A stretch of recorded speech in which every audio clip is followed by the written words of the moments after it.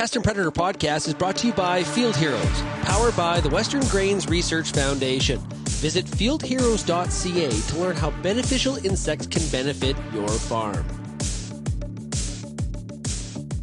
Welcome to the Pest and Predator podcast, brought to you by Field Heroes, powered by the Western Grains Research Foundation. Visit fieldheroes.ca to learn how beneficial insects can benefit your farm. I'm your host, Sean Haney, founder of realagriculture.com. Today's guest on the Pest and Predator podcast is Dr. Tyler Wist. He's a research scientist with Field Crop Entomology at AAFC in Saskatoon. Dr. Wist, great to chat with you again. Hey, thanks for having me on the show, Sean. Okay, so today on the Pest and Predator podcast, the topic is armored tanks. I love this. Beetles in battle with your crop pests. Okay, so set the stage for us. Now, ladybugs, lady beetles, ladybirds, what do we call these? All right. Well, most people are going to call them ladybugs in Canada. If you're across the pond and you're in England, you're going to call them ladybirds, which is really strange, but you know, that's okay. Our actual common name for these things is a lady beetle. Why? Because they're a beetle. We entomologists like to just call the true bugs bugs. So if you've got chewing mouth parts, it makes you not a true bug. So we're going to call a beetle a beetle. So I like to call them these lady beetles. Although I did get tested by a biologist on the weekend and I failed because I defaulted to ladybug. Good stuff. Okay, so now are these beetles are they predators inside the canopy? Talk about that a little bit.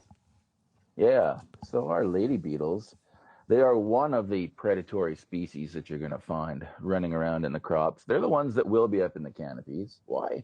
Because they can fly. Why do I call these things tanks? Well, we've got their forewings, or their front wings, are hardened into something called elytra. So they are a bit armored. So that's where the tanks come in. And these things will lumber around through the canopy, let's say in a wheat field, looking for things like aphids or scale bugs, small soft-bodied insects that they can easily overpower and eat. And so, yeah, these things are carnivores. They're predators. And they're top predators in the field. So the ladybugs will go after those small, soft-bodied insects, but sometimes they'll take on even bigger things too, and even other beetles. So, how many did I give? I think 10 lady beetles. I tried to feed flea beetles too, and one of them ate all 10 flea beetles. So, you know, if it's smaller than them and they get a hankering for something, they'll go after it and eat it. So lady beetles are one of the things that we're looking at. The other ones that are running around on the ground, also armored and even more tank-like, are the ground beetles. And so these are those ones that are usually nocturnal. We'll usually only see them at night, but some of them come out during the daytime. For example, tiger beetles. And so these are fast tanks. Those guys can run 9 kilometers an hour. The tiger beetles, though, they kind of hang out in sandy places, so you don't often see them in the field. What we'll get in the field, though, are these ones called caterpillar hunters. Calisoma is the genus, and they're big, and they've got big eyes. Like, these are visual predators. They see those pests and they go after them. And when you use the tank reference, is there back protective? Like, do they have like that armor sort of coating like a true tank would? Definitely. So those elytra are armored, so protection against predators, but really protection of those really delicate hind wings that they've got underneath.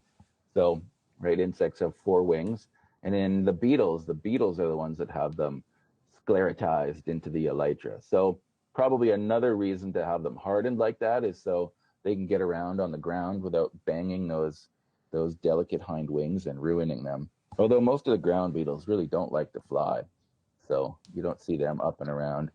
They prefer to run and walk and hide during the daytime in cracks in the field. Another reason why we call them tanks too, those ground beetles, they have kind of gas bombs, and so they can defend themselves more than just with their big mandibles and their sclerotized elytra. So they have glands in the back of their abdomen that will release a noxious chemical to deter predators as well. So they're armored. They've got big biting mouth parts on the front and on the back. They've got burny glands that keep the predators at bay. So I picked up some Pyrosticus before, and I'm like, whoa, why do my hands smell so bad? And it's an anti-predator defense, so it totally worked because I didn't eat them. Great stuff. Okay, now you mentioned a few things that the beetles will eat. Dig into that a little bit more here so we get a full perspective of it.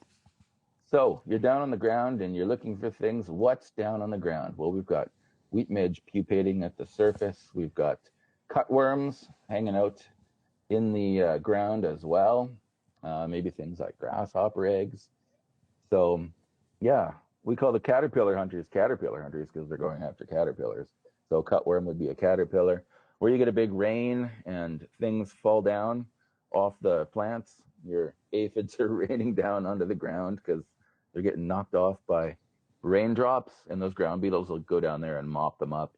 Whereas the lady beetles, they're crawling all over the plants looking for their prey. Okay, so can they control populations of some of these other insects that they are preying on? So let's look at the lady beetles, for example. So if they get into a population of aphids early enough, they can control the population of aphids. So they eat enough aphids, and like we're talking an adult female lady beetle, she'll eat 60 to 70 aphids in a day.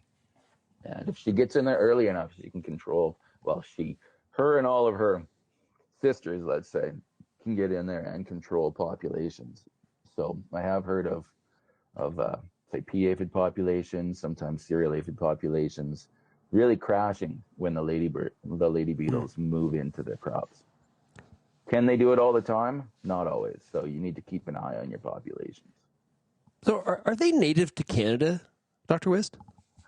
So the lady beetles, we have say 13 to 20 species that are native that'll get into your crops.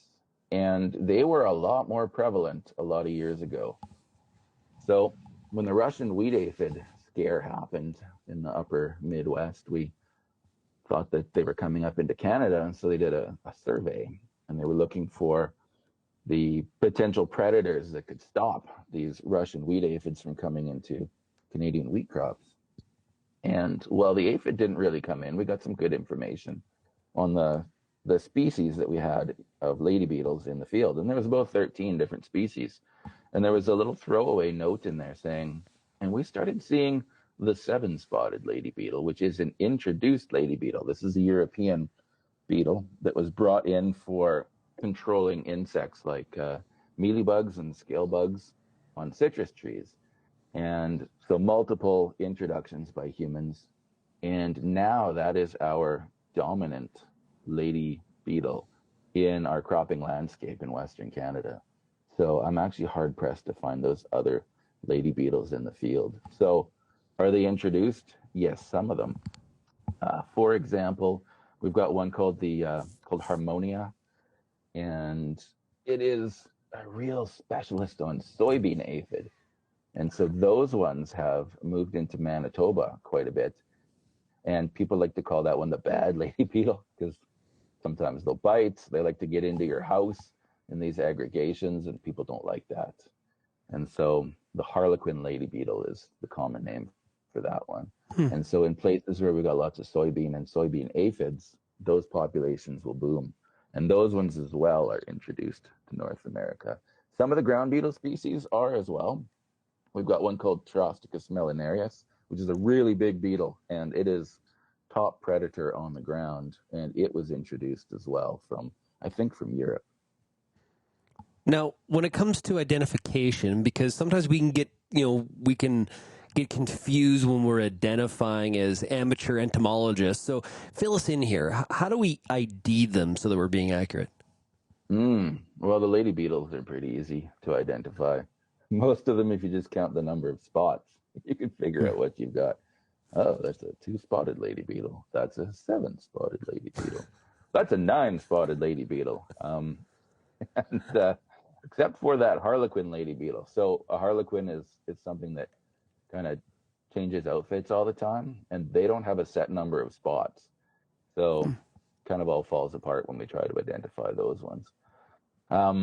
Now the ground beetles, they're more set. So Pterosticus melanarius, this is big and black and shiny. The Calisoma, the caterpillar hunters, they'll often have these little depressions on their back, these little holes and little bumps.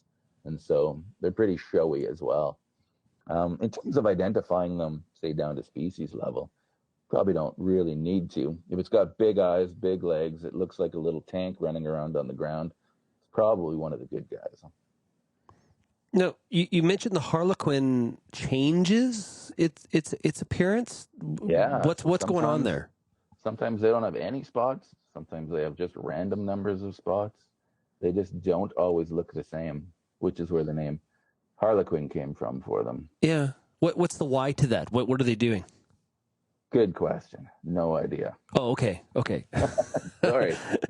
That's good. Come to the end of my knowledge. It's like it's Halloween every day for the harlequin beetle. Yeah, definitely. Okay, so now you have mentioned that they are going. You know, when you mentioned going after soybean aphid, you mentioned flea beetles. So I'm assuming they are beneficial. Oh, definitely. Yeah. Now remember, beneficial means something that's of benefit to humans. So if it benefits our crops because it's eating the bad insects, then yeah, that's a beneficial insect. So definitely. Okay. All of these ones are beneficial. Another one too that I didn't mention were the soft-winged flower beetles. And these ones will go after aphids as well. Their elytra aren't nearly as hard. That's where the soft wing comes in. But I've seen them eating flea beetles on cotyledon stage canola, so that was really exciting. One thing we didn't talk about was the larvae. Yeah. So the larvae of all of these are also carnivorous. Your lady beetle larvae, if you see them in your field, go check for aphids, because that mama lady beetle won't lay eggs unless there's something for her offspring to eat. And so they're carnivorous, and they go after soft-bodied insects as well.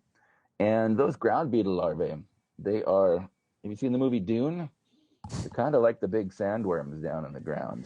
They probably don't move nearly as fast, but they have big mandibles, and they will go after things in the ground as well. So they are predaceous as well. Well, as always, here in the Pest and Predator podcast, we're really talking about some really, really interesting things that are happening inside the canopy when it comes to things like the ground beetles and the lady beetles, as you discussed today. So, Dr. Wist, thanks so much for joining us here today on the Pest and Predator podcast. Really do appreciate it. Hey, you're welcome. Thanks for letting me talk armored beetles with you. I hope you enjoyed this episode of the Pest and Predator podcast. It's brought to you by Field Heroes, powered by the Western Grains Research Foundation. Visit fieldheroes.ca to learn how beneficial insects can benefit your farm.